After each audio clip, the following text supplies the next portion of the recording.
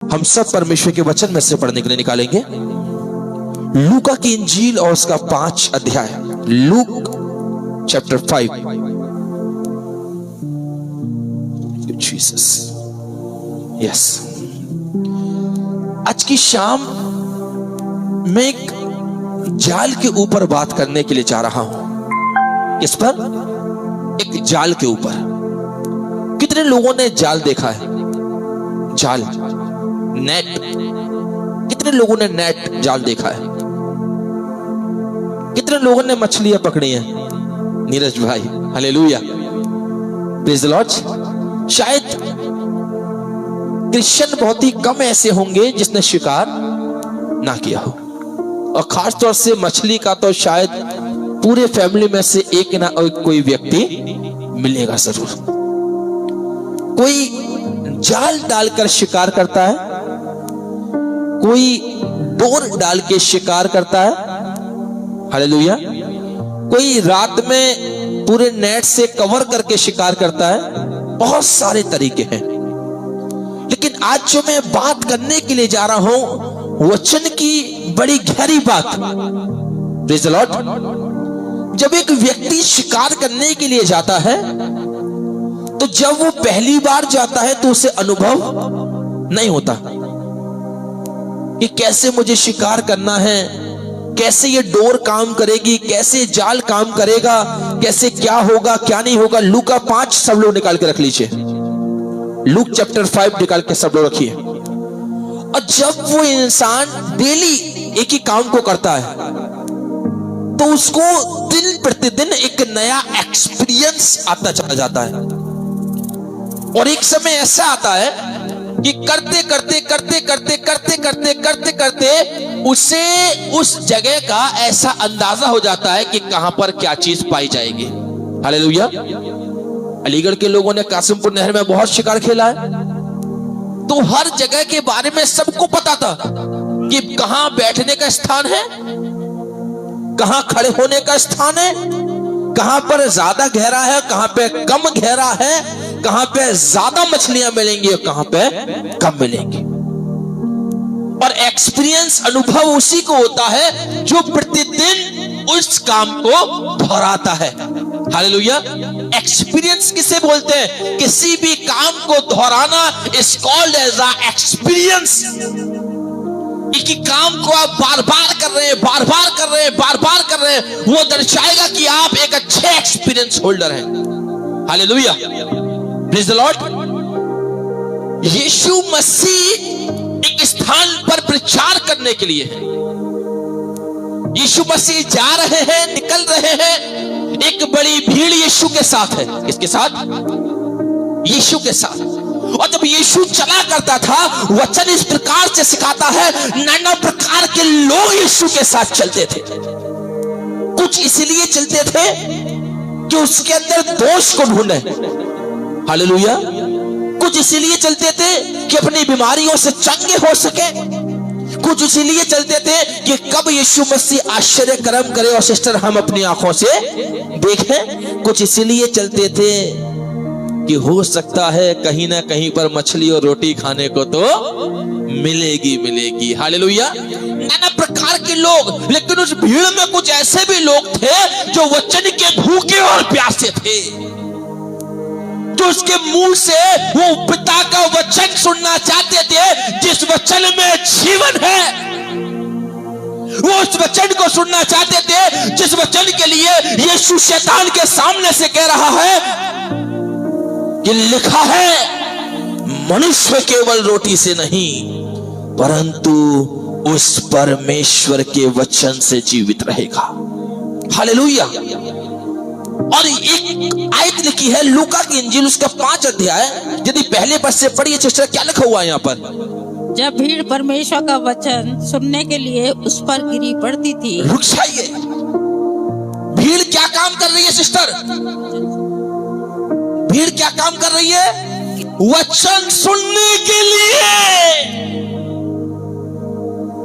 Underline कर दीजिए इसको, वचन सुनने के लिए। हालेलुया।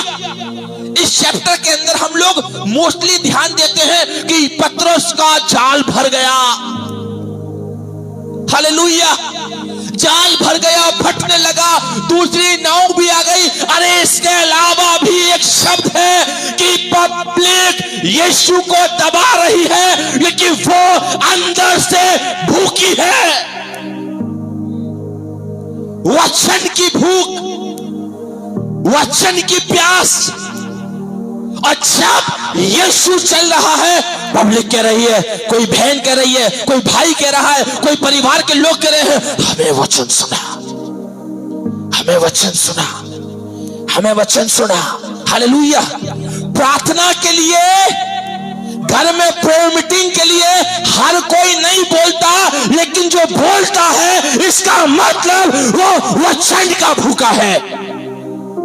हालेलुया। जो वचन का भूखा है वो चाहेगा हमेशा कि प्रभु के लोग आए, वचन सुनाए, प्रभु के लोग आए, वचन बोले, प्रभु के लोग आए, वचन की वाणी बोले, क्योंकि ये वो वचन है जो बहुतों को जीवन देता है। हालेलुया। ये वो वचन है जो बहुतों की जीवन को बदल देता है। हो सकता है वहां जो लोग हैं वो अपनी बीमारी से तो ग्रसित है ही हैं, अपनी परेशानियों को लेकर भी हैं, लेकिन उनके अंदर एक लालच और है कि इसके द्वारा चंगाई तो मिलेगी ही, लेकिन इसके द्वारा हमें पिता का वचन भी मिलेगा। Hallelujah, praise the Lord. हम पता है यीशु की तरफ जो अपनी आंखों को लगाते हैं तो हमारी आंखें तब उस पर लगती हैं जब या तो कोई बीमारी, हालेलुया, या कोई दुख, या कोई बोझ, या कोई पीड़ा, या कोई दर्द, या कोई तंगहाली। हालेलुया। लेकिन ये जो लोग हैं जो अपनी आंखों को लगा रहे हैं, वो बीमारी के लिए नहीं, बोझ से छुटकारे के लिए नहीं, लेकिन ये अपनी आंखें लगा रहे हैं वचन को रिसीव करने के लिए, वचन को थामने के लिए, वचन को पकड़ने के लिए, क्योंकि इसे पता है, वहां के लोगों को पता है, जब ये वचन बोलेगा मैं रिसीव करूंगा और मेरे अंदर काम होगा। हालेलुया। लिखा है कि पब्लिक भीड़ परमेश्वर का वचन सुनने के लिए उस पर गिरी पड़ती है। हालेलुया।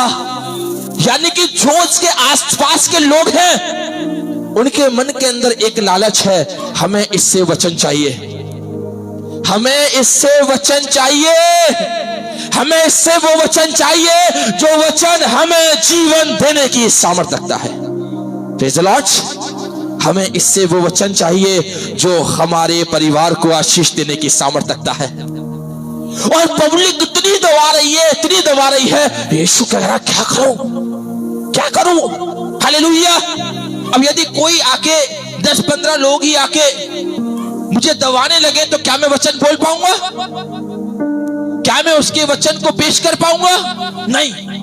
यीशु मसीह भी एक स्थान देख रहे हैं, मुझे स्थान चाहिए, मुझे स्थान चाहिए। और यीशु मसीह चलते जा रहे हैं, पब्लिक दबा रही है, चलते जा रहे हैं, पब्लिक दबा रही है। यीशु ने एक जगह देखी, ओ कुछ नाव लगी हुई हैं, और जब कुछ नाव की ओर देखा, उसमें से एक नाव पे निगाह गई और वो नाव पतरस की थी।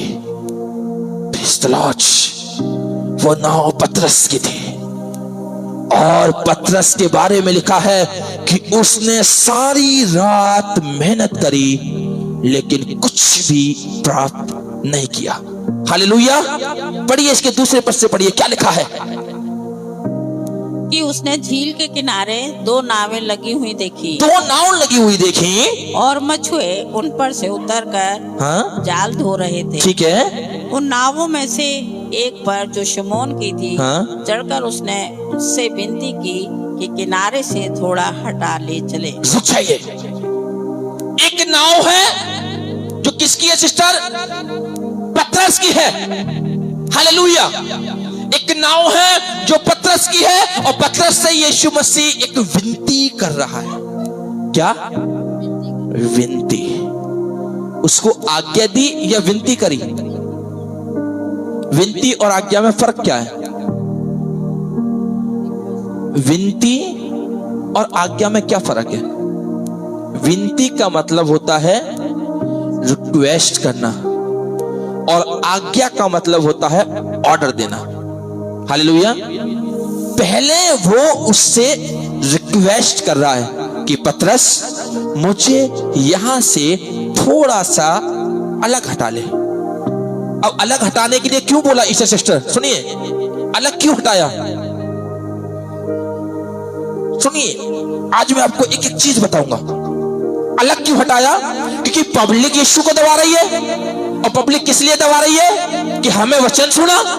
अब यीशु को एक ऐसा गैप चाहिए जिससे पब्लिक उसके पास तक ना पहुंचे। अब वो फटाक से नाव पर चढ़ गया, और जब नाव पे चढ़ गया, नाव कहाँ है? झील पे। और उसने कहा प्लीज पतरस, प्लीज मैं तुझसे विनती कर रहा हूं, जल्दी से इस नाव को ले और थोड़ा सा हटा। अब पतरस साहब, उसको कुछ सुझाना ही हो रहे, हाँ बोलूं ना बोलूं, यस कहूं नो कहूं, वो क्या कहने लगा? अरे कुछ नहीं, जल्दी से बैठा। उसने जल्दी से अपने पतवार चलाना चालू किया, और जैसी पतवार चलाया तुरंत वो नाव पानी के अंदर।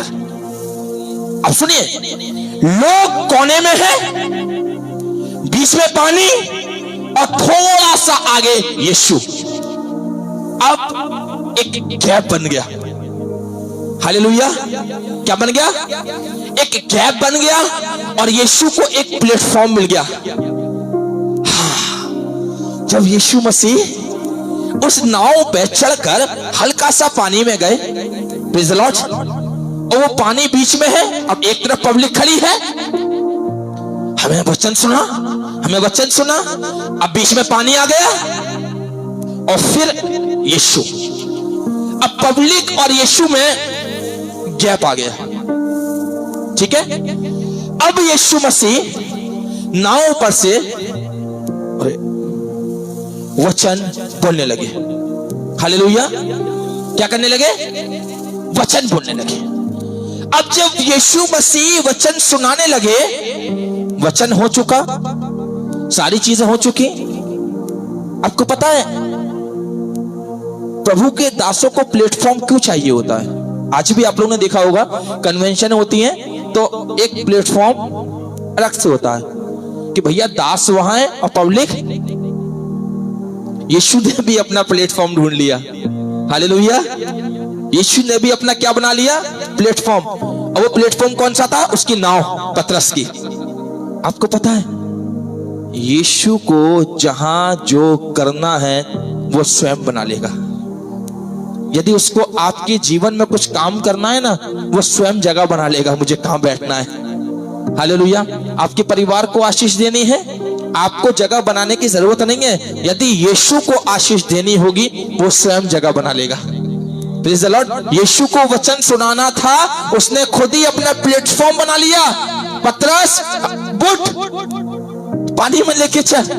अब जब हल्का सा गैप बन गया बीच में, तो उसका प्लेटफॉर्म तैयार। अब वो सुना रहा है, धन्य है वे जो मन के दीन है, ये सारे वचन उसने जो उसको पिता ने दिए सुना दिए। अब भैया वचन सुना दिए, पब्लिक क्या हो गई? शांत, क्योंकि उनको वो आत्मिक रोटी सिस्टर मिल गई। अब जब मिल गई, अब बात आई पतरस की। अब सुनिए बात को, यीशु ने पतरस से क्या करी थी? पहले विनती करी थी कि आज्ञा करी थी? विनती करी थी। जो इंसान प्रभु की विनती को स्वीकार करता है, प्रभु हमसे और आपसे भी तो विनती ही करता है। क्या विनती करता है? निरंतर प्रार्थना कर मेरे बच्चे। ये विनती तो ही है, और क्या है? पाप मत कर मेरे बच्चे, झूठ मत बोल, लालच मत कर, मन में बेटा कपट मत रख, अच्छा नहीं है। अपने आप को तैयार कर बेटे उस आगमन के लिए। क्या भाई से सुनिए, विनती। वो कह रहा है अभी मैंने तुझे कब्र में नहीं बचाया, तेरे पास समय है प्रभु, तेरे पास समय है मेरे बच्चे, बदल ले अपने आप को। क्या है ये? विनती। और जितने लोग ना उसकी विनती को सुनकर उसके अनुसार करना चालू करते हैं, फिर प्रभु आशीषित करना शुरू करता है। क्या करता है? पहले उसने पतरस से विनती करी, पतरस ने उसकी विनती सुनकर उसके अनुसार, उसके कहने के अनुसार किया है। उसने जब कहा पतरस मैं तुझसे विनती करता हूं, गहरे में ले चल या थोड़ा सा हटा ले, क्योंकि मुझे इनको वचन सुनाना है। क्या पतरस ने मना किया? कहीं लिखा है क्या? हालेलुया। पतरस ने एक भी शब्द नहीं बोला, उसने उसकी विनती को स्वीकार किया। हालेलुया। और जब विनती को स्वीकार किया, प्रभु ने उस समय अपने काम को कर लिया। अब सुनिए, अब जब यीशु का काम हो गया, यीशु का काम क्या था उस समय?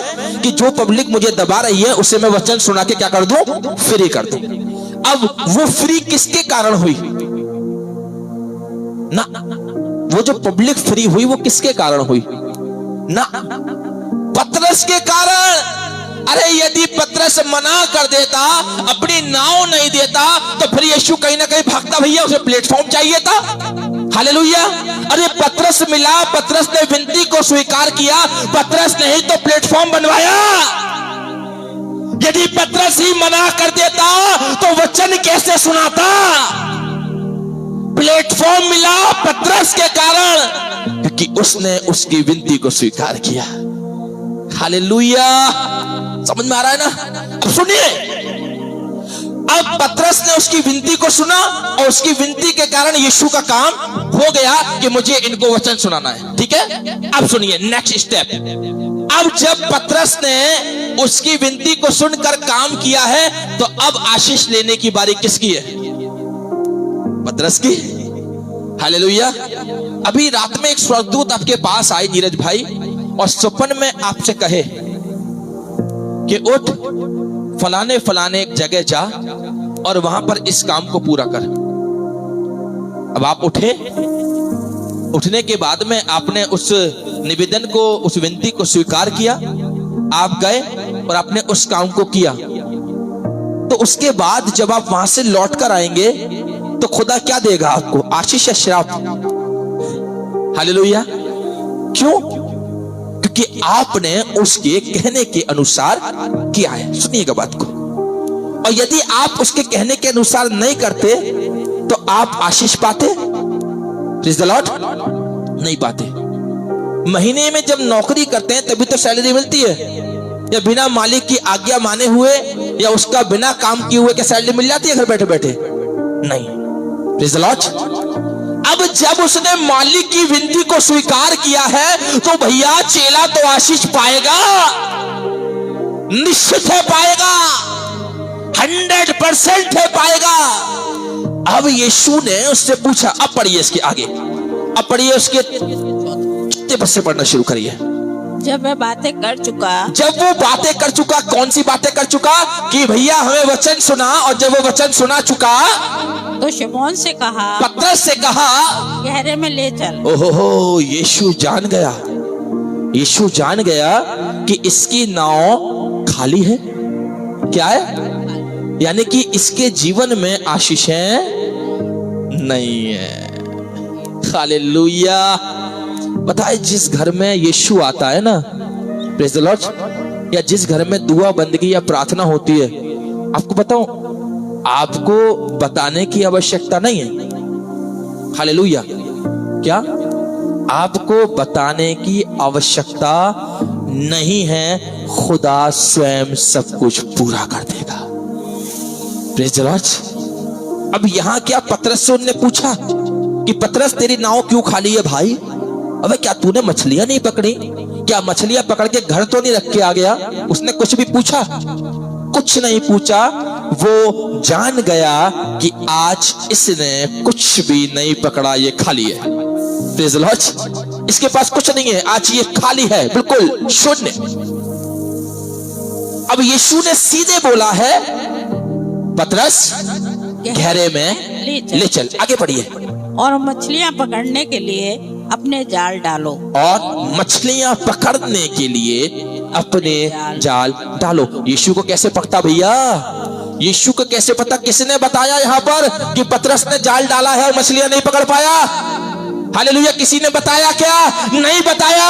अरे आप भी पतरस के समान हैं कि जब यीशु आता है आपके घर के अंदर, चाहे भले ही आपका जीवन खाली हो या आपका परिवार खाली हो, आपको बताने की आवश्यकता नहीं है, लेकिन आपने पतरस के समान यदि अपने आप को शून्य कर लिया है, वो आपकी जरूरत को पूरी करेगा, वो आपको आशीषित करेगा, वो आपको फलवंत करेगा, वो आपके जीवन को एक बार फिर से आशीषों में बदल देगा।